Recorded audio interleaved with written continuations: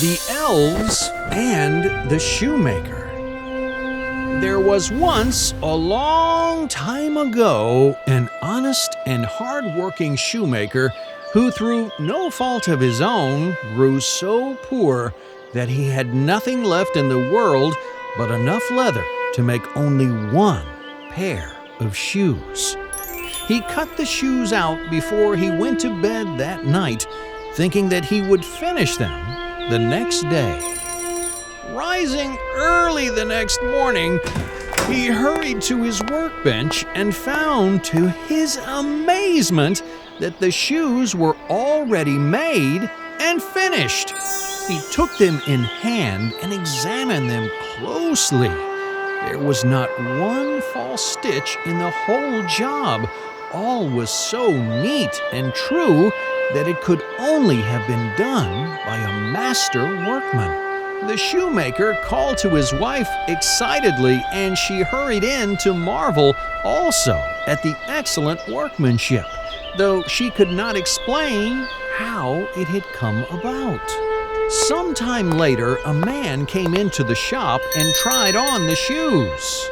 "They are the most comfortable shoes I have ever worn," he exclaimed, and so pleased was he with their good looks that he gladly paid more than the usual price for them. The poor shoemaker promptly went out to buy more leather, which, as it turned out, was enough to make 2 more pairs of shoes. That evening, he cut out the shoes and laid them out neatly so that he could begin afresh the next day. Imagine his joy and surprise the next morning to discover that he was saved all the trouble. The work was already done. Soon after, 2 customers came in and bought both pairs of shoes. "What fine stitches!" they exclaimed, and "How well they are made!" now the shoemaker had money enough to buy leather for 4 pairs of shoes, which, of course, he did.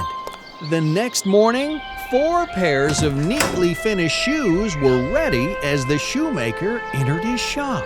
And so it went on for some time.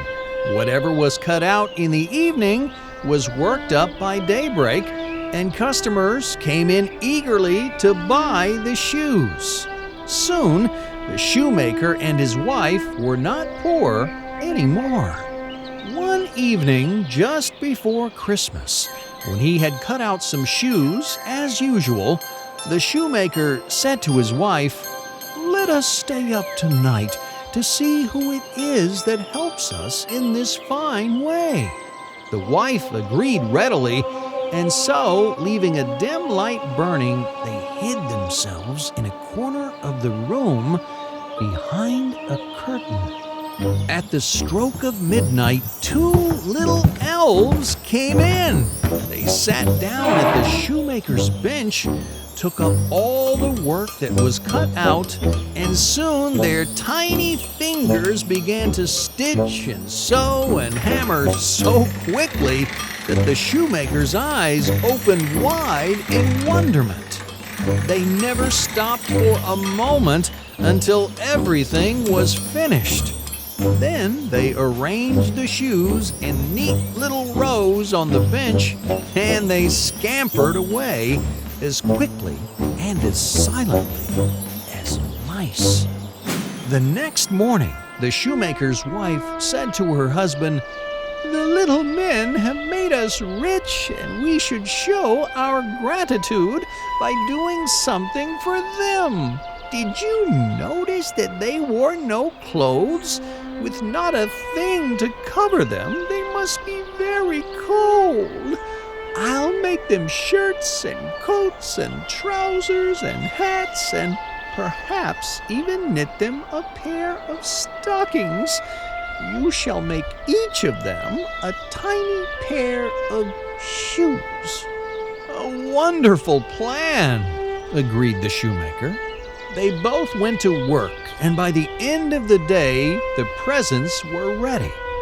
Then, instead of the cut-out work which was usually placed on the bench, the good couple laid out the gifts and hid themselves to await the coming of the little men.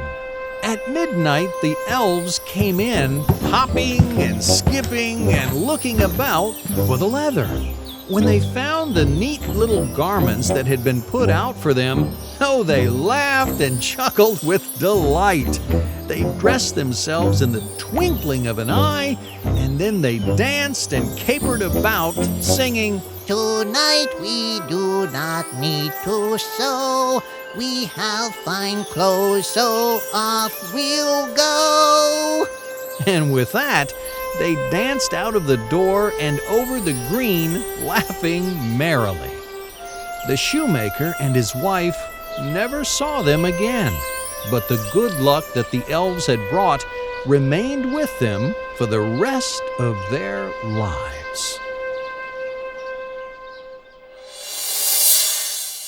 Come on, little bunnies. Give thumbs up for the video, share with your friends, and subscribe to our channel for more awesome videos.